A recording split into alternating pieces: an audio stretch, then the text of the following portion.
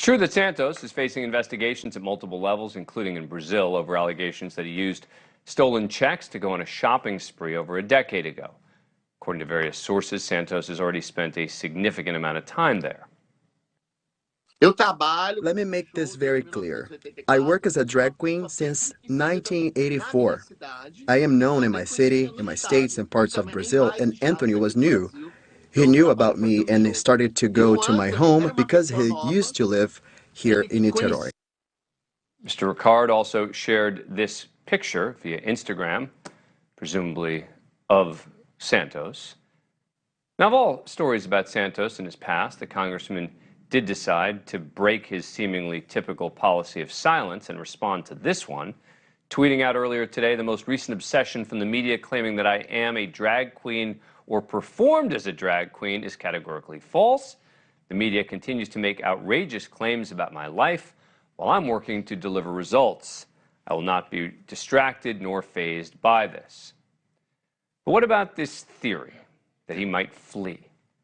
Now, some might suggest this is just sour grapes on the Democrats' part. After all, Lafazan ran for the very congressional seat that Santos eventually won just a couple of months ago. Let's ask him.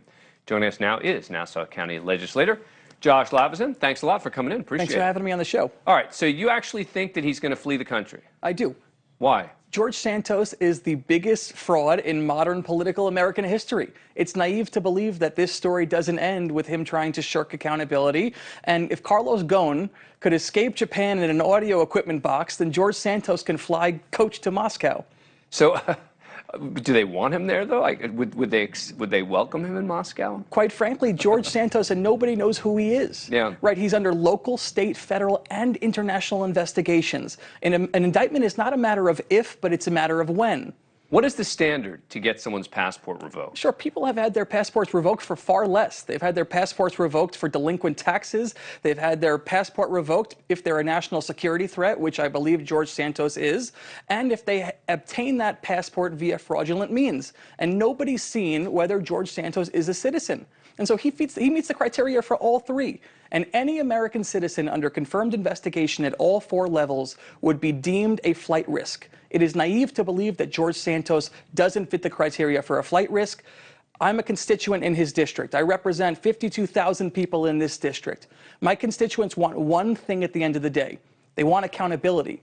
And so long as George Santos has a passport, he has an ability to avoid that accountability. But those citizens also voted for George Santos instead of someone like you, right? You ran in this district and you lost. I did.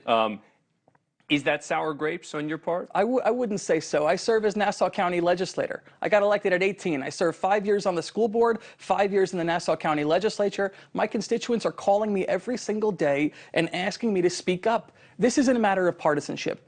When George Santos is indicted and resigns, a Republican or a Democrat will fill that seat.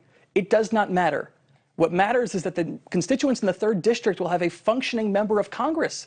We need major help here on Long Island. So you sent a letter to the Department of Homeland Security? I did. Saying? Yep, we wrote to Alejandro Mayorkas. Yesterday, we hosted a press conference at LaGuardia. We said he fits all the criteria that any American citizen would to have their passport revoked. It's a matter of national security. We asked him to take action to protect the public integrity of elections and to protect the thousands of residents who were lied to in the 3rd District.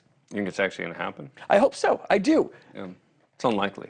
It is, and it's unprecedented. So yeah. I was asked yesterday, it's unprecedented to revoke the passport of a sitting American member of Congress. Yeah. It is also unprecedented for George Santos, who is the most prolific liar in the history of the sport of politics. Which is saying a lot. In the history of the Republic. He has duped CEOs, he has duped millionaires, he has duped residents, law enforcement, unions. It is naive to believe he wouldn't dupe the United States of America. Thank you for watching. Go to newsnationnow.com to find NewsNation on your cable provider. And don't forget to click the red subscribe button below to get more of NewsNation's fact-driven, unbiased coverage.